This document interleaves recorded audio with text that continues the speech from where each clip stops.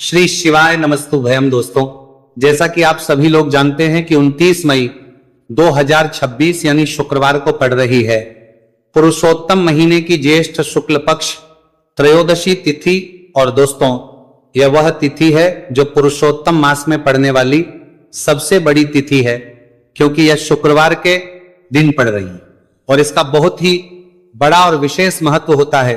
पूज्य गुरुजी ने कहा है कि अगर कभी भी मौका लग जाए और पुरुषोत्तम महीने की त्रयोदशी तिथि शुक्रवार को पड़ जाए तो आप लोगों 11 चावल के दाने का उपाय तो अवश्य ही करना चाहिए। इन तार में दोनों का संयोग बहुत ही कम आता है। इसी के साथ में गुरुजी ने अपने शिव पुराण कथा में बताया है कि इस दिन आपको 11 चावल दाने का उपाय तो आपको अवश्य ही करना चाहिए, क्योंकि ऐसा दिन पूरे साल में सिर्फ एक ही बार आता है। और दोस्तों, आप सभी लोग जानते हो कि शुक्रवार त्रयोदशी तिथि का अगर सबसे बड़ा कोई उपाय है तो वह 11 चावल के दाने वाला उपाय है। तो दोस्तों, इस शुक्रवार त्रयोदशी तिथि के दिन आप लोगों को इस 11 चावल दाने वाले उपाय को जरूर करना है। बहुत सारे लोग होंगे जिन लोगों ने इस उपाय को ना किया हो, मतलब पूरा साल निकल गया, उन्होंने किसी भी दिन इस 11 चावल के दाने वाले उपाय को न किया हो। पर दोस्तों, आपके पास एक आखिरी मौका बचा हुआ है जो कि 29 मई शुक्रवार त्रयोदशी तिथि के दिन है। तो इस दिन आप लोगों को इस वाले उपाय को जरूर कर लेना है। भले ही आप पूरे महीने भर इस उपाय को ना किया हो, पर अगर आपने इस पुरुषोत्तम महीने की त्रयोदशी तिथि के दिन अगर इस वाले उपाय को कर लिया तो आपको इस उपाय को करने का वह फल मिलेगा जिसकी आपने कभी कल्पना भी नहीं करी होगी। इसीलिए आप लोग इस वाले उपाय को एक बार जरूर कर लेना है, ताकि आप लोगों के हाथ से यह मौका ना जा सके और आपको इस उपाय को करने का फल मिल सके। दोस्तों, यह उपाय पंडित जी ने अपनी अभी की ही श्री शिव महापुराण की कथा में बताया है जी। इस उपाय को आज हम आपको बहुत अच्छे से समझाने वाले हैं। इस वीडियो को देखने बाद इस उपाय को समझने के लिए आपको कोई और वीडियो को देखने की जरूरत नहीं पड़ेगी। तो चलिए दोस्तों, उपाय को शुरू करते हैं। देखिए, ये इस पुरुषोत्तम महीने के शुक्रवार त्रयोदशी तिथि के दिन ये इतना खास होता है, इतना महत्वपूर्ण होता है। देखा गया है कभी कभी बड़े बड़े पूजा पाठ अनुष्ठान से जो मनोकामना पूर्ण नहीं होते, वह पुरुषोत्तम महीने के शुक्रवार त्रयोदशी तिथि के दिन एक छोटे से उपाय करने से ही आपकी मनोकामना पूर्ण हो जाती है। और बहुत सारे लोग इस उपाय को किया भी है और उनको इस उपाय को करने का फल भी जरूर मिला है। अगर आप लोग भी इस उपाय को करना चाहते हैं तो आप इस उपाय को पहले अच्छे से समझ लेना, सुन लेना, उसके बाद करना। आपको इस उपाय का फल जरूर मिलेगा। और इस उपाय को कर लेने से आपके घर में चाहे किसी भी प्रकार की दुहक और समस्या क्यों ना चल रही हो, आपको उसका कारण भी नहीं पता है कि भाई ये समस्या किसका कारण से चल रही है, उसका भी कुछ कारण हो सकता है, जैसे पितृदोष हो सकता है या किसी भी तरह का मंगल दोष भी हो सकता है। तो इस दिन आप लोगों को ये वाला उपाय कर लेना है। ये एक ऐसा उपाय है जिस उपाय को अगर किसी विशेष दिन पर किया जाए तो भाई उस विशेष दिन का जो है वह तो हमें मिलता ही मिलता है, पर हमने उस दिन पर इस उपाय को किया है तो हमें उससे भी बड़ा फल मिलता है, और फल बहुत जल्दी मिलता है, क्योंकि आप इस उपाय को बहुत ही बड़े और विशेष पर कर रहे हो। तो चलिए अब उपाय के बारे में बात करते हैं, लेकिन उससे पहले आप लोगों को यह जानना आवश्यक है कि आखिर यह उपाय किस समय करना है, किसको करना है और कैसे करना है। तो चलिए हम आगे आपको वीडियो में एक एक करके बता देते हैं। लेकिन उससे पहले अगर आप लोग हमारे चैनल पर पहली बार आए हैं या फिर मेरी आवाज आज पहली बार सुन रहे हैं तो हमारे चैनल को सब्सक्राइब जरूर कर लेना, और इस वीडियो को करके कमेंट बॉक्स में श्री शिवाय नमस्तु भयम ओम नमः शिवाय जरूर टाइप कर देना। तो दोस्तों, इस 11 चावल के दाने वाले उपाय को हमें शुक्रवार त्रयोदशी तिथि के दिन कैसे करना है, किसको करना है, किस समय करना है और कहां पर करना है, ये सारे सवालों के जवाब आपको इस वीडियो में मिल जाएंगे। और जो ये वीडियो देखेगा भाई, उसको 11 चावल के दाने वाला उपाय जरूर करना चाहिए, क्योंकि इस दिन एक चावल के दाने का बहुत ही बड़ा और विशेष महत्व होता है। और जब बात आ जाए 11 चावल के दाने की, तो ये सोने पर सुहागा वाली बात हो जाती है और ये एक बहुत ही बड़ा उपाय हो जाता है इस शुक्रवार त्रयोदशी तिथि का। तो अब दोस्तों, इस 11 चावल के दाने वाले उपाय को आखिर करना किसको है, सबसे पहले हम लोग वह बात जान लेते हैं। तो देखो, घर की जो बड़ी माताएं बहनें होती हैं, उन माताओं बहनों में से कोई भी एक बड़ी माता बहन इस वाले उपाय कर सकती है। और दोस्तों, अगर आप चाहे तो अपने घर में से सभी सदस्यों को भी इस उपाय को करवा सकते हैं। अगर किसी व्यक्ति की खुद की कोई मनोकामना है, खुद की कोई दुख और परेशानी है जो कि वो अपने लिए ही करना चाहता है, इस वाले उपाय को तो वो खुद अपने लिए भी कर सकता है।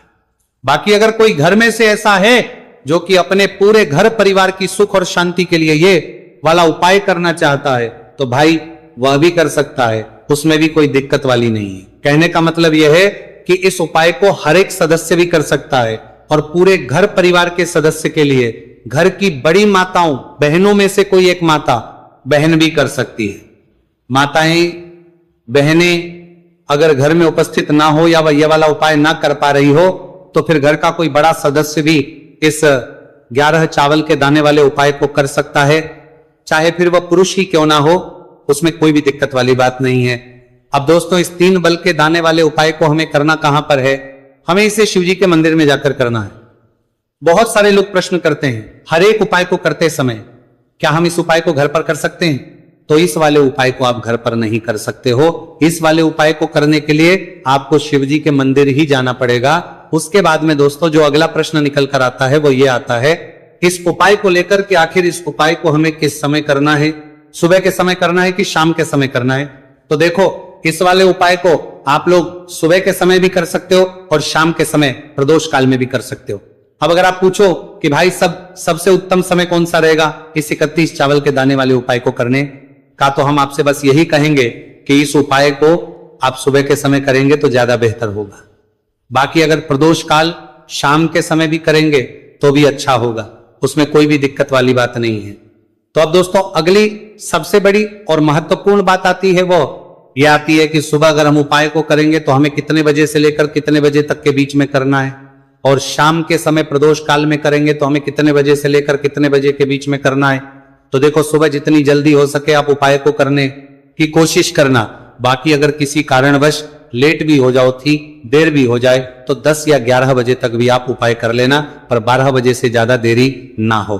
ठीक है, इस बात का ध्यान रखना। उसके बाद में दोस्तों अगर शाम के समय प्रदोष काल की बात करें, प्रदोष काल का जो समय है होता है वो शाम के 6 बजे से शुरू हो जाता है। मतलब शाम के 6 बजे से लेकर 7 बजे के बीच का जो समय होता है, यह समय प्रदोष काल का समय होता है।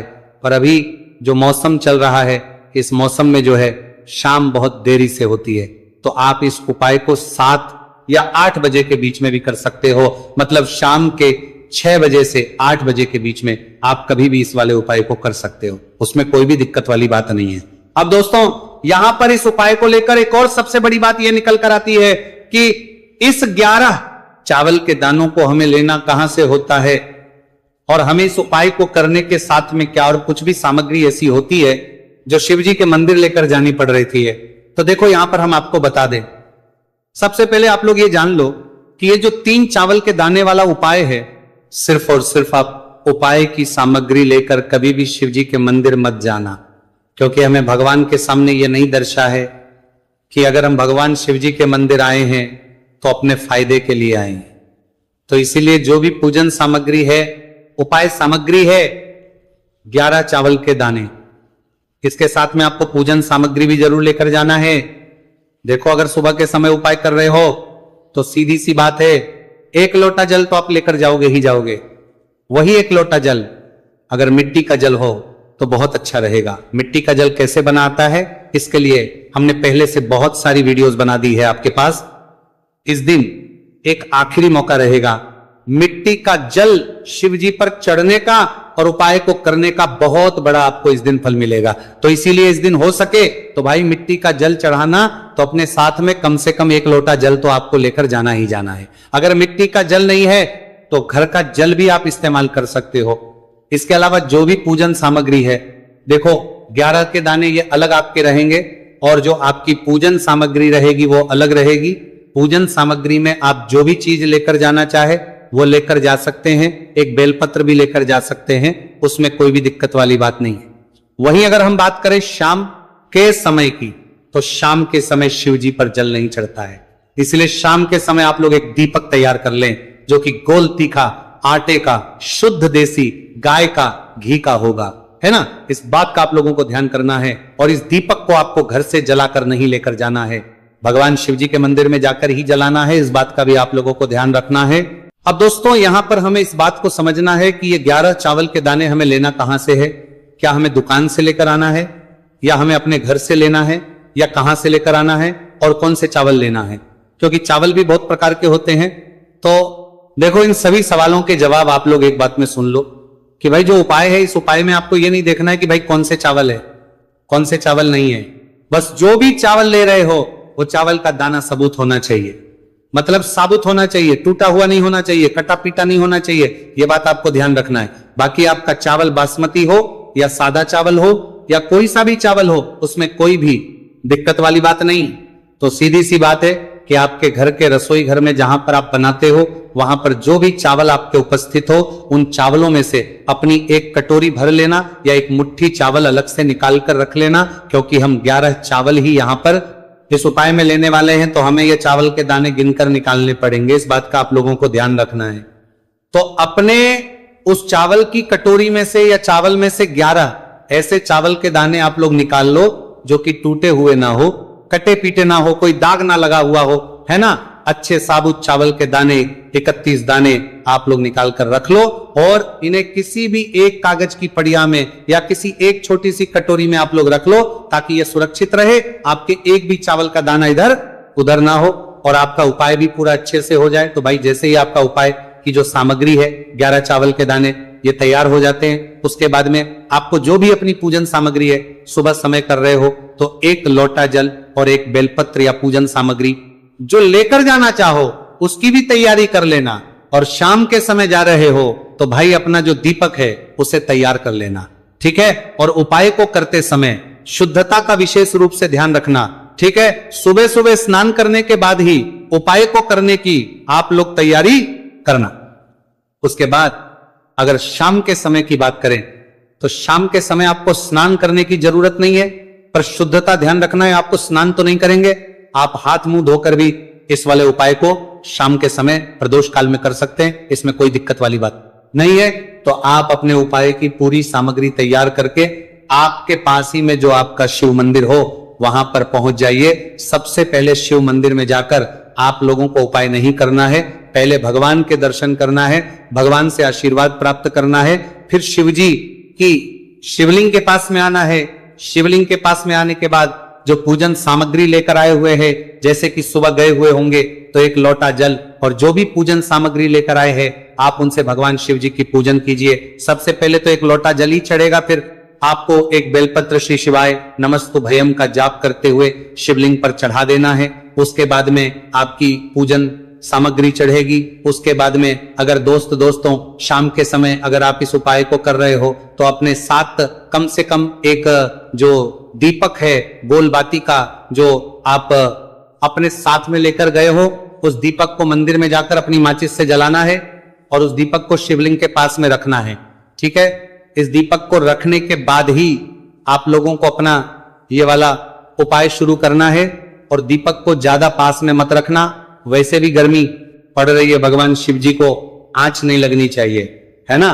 तो भाई जैसे ही आपकी पूजा अर्चना हो जाती है, आप भगवान शिव जी को प्रसन्न कर लेते हैं, उसके बाद शिवलिंग के पास ही में आप कहीं पर बैठ जाइए सामने, या आसपास जिस जगह पर आपको बैठना हो वहां पर बैठ जाइए और अपने वो 11 चावल के दाने अपने सामने निकाल कर रख लीजिए, क्योंकि अब यहां पर उपाय को यहां पर करने की आपको तैयारी करना है। और इस तरीके से जब आप उपाय करेंगे, पूजन सामग्री करने के बाद, पूजन अर्चना करने के बाद, तो आपको उपाय का फल बहुत जल्दी और बहुत होकर मिलेगा। तो अपने चावल के अपने सामने निकाल कर रख लेना। और ये जो उपाय है ये आपकी सीधे हाथ की हथेली से होगा, इसलिए इस बात का भी विशेष रूप से ध्यान रखना है। तो सीधे हाथ की हथेली का प्रयोग करके ही आप लोग अपना इस वाले उपाय को करना। अपने सामने जो भी आपके कागज की पुड़िया है उसको खोल कर रख लो, या कटोरी है तो भाई उसे अपने सामने रख लो और अपने वो 11 चावल के दाने निकाल लो, ठीक है। उसके बाद में दोस्तों अब आपको क्या करना है कि शिवलिंग आपके सामने होगी, तो आपने वो 11 चावल के दाने एक एक करके जहां पर आपने बेलपत्र चढ़ाए हैं आपको शिवजी के शिवलिंग के ऊपर चढ़ाना है। कहां पर चढ़ाना है? शिवलिंग के ऊपर चढ़ाना है। और कहीं पर भी नहीं चढ़ाना है आपको अपने हथेली से, तो शिवलिंग के ऊपर चढ़ाना है, भले ही फिर वो अपने आप जलाधारी पर गिर जाए, ये मतलब वहीं पर गिर जाए, उसमें कोई दिक्कत वाली बात नहीं है, पर आप चढ़ाओ शिवलिंग के ऊपर तो आपको क्या करना है, अपना पहला चावल का दाना उठाना है, श्री शिवाय नमस्तु भयम बोलना है और शिवलिंग पर चढ़ देना है। इसी तरीके दूसरा, चावल का दाना उठा है, शिवलिंग पर चढ़ना है और मंत्र बोल देना है। और फिर तीसरा, चावल का दाना उठाना है, श्री शिवाय नमस्तु भयम बोलना है और चढ़ देना है। इसी प्रकार से आपको पूरे 11 चावल के दाने एक एक करके शिव जी के शिवलिंग के ऊपर चढ़ाना है और भगवान से प्रार्थना करते जाना है। मतलब प्रार्थना तो आपको आखिरी में करना है, पर हर एक चावल के दाने को चढ़ाते समय श्री शिवाय नमस्तु भयम जरूर बोलना है। उसके ही में ये चावल का दाना शिवलिंग के ऊपर आपको चढ़ाना है। जैसे ही आपके 11 चावल के दाने शिवलिंग के ऊपर चढ़ते हैं तो भाई उसके बाद में आपको क्या करना है, भगवान से अपनी मनोकामना बोलना है। मनोकामना भी कब बोलना है, जब आपका 11 चावल का दाना आपके सीधे हाथ की हथेली में हो और आप उसे चढ़ाने के लिए जा रहे हो। श्री शिवाय नमस्तु भयम बोलकर उस आखिरी चावल के दाने को शिवलिंग के ऊपर चढ़ा देना।